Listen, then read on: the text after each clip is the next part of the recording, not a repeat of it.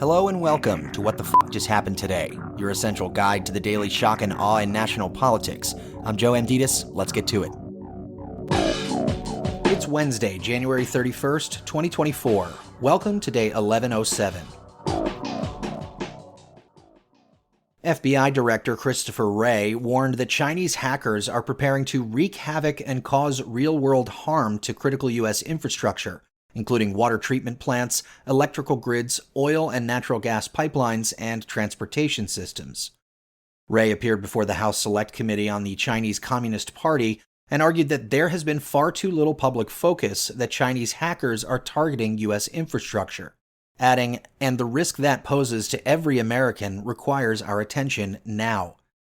During congressional testimony, Jen Easterly, director of the U.S. Cybersecurity and Infrastructure Security Agency, said this is a world where a major crisis halfway across the planet could well endanger the lives of Americans here at home through the disruption of our pipelines, the severing of our telecommunications, the pollution of our water facilities, the crippling of our transportation modes, all to ensure they can incite societal panic and chaos to deter our ability to marshal military might and civilian will.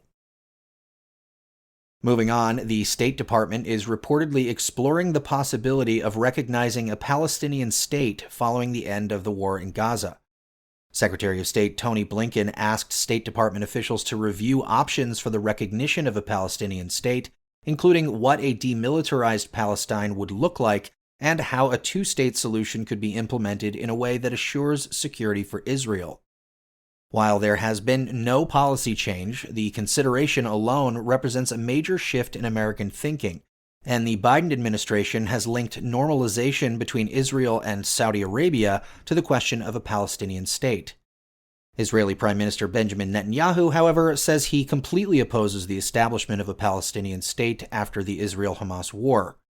Negotiators, meanwhile, have been discussing a framework for a hostage release and a 6-week ceasefire. The Israeli government has also discussed an internal plan to exile top Hamas officials involved in the October 7th attack to a separate country in the Middle East as a step toward ending the war against Gaza.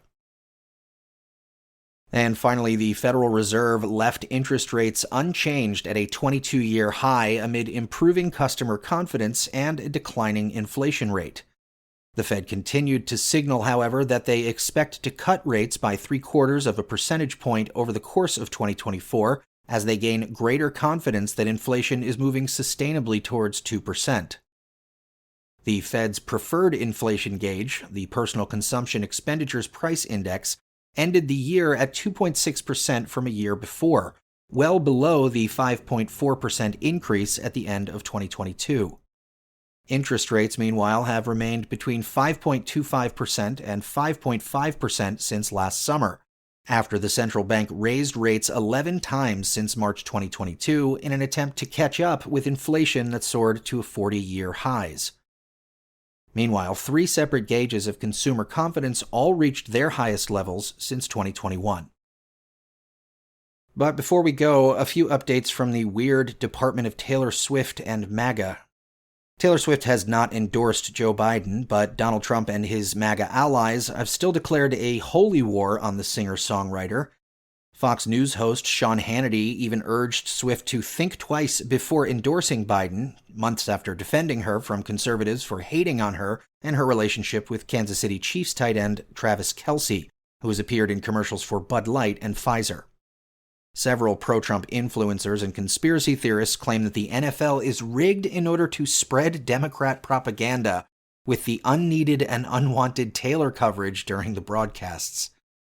Fox News host Jeanine Pirro also warned Swift to stay out of politics in 2024, saying, "Don't get involved in politics, we don't want to see you there."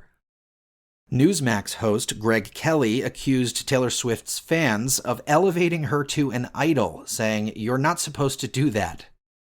Earlier this month, Fox News host Jesse Waters claimed that Taylor Swift was a Pentagon asset developed at a NATO meeting to help Democrats as part of an election interference psyop.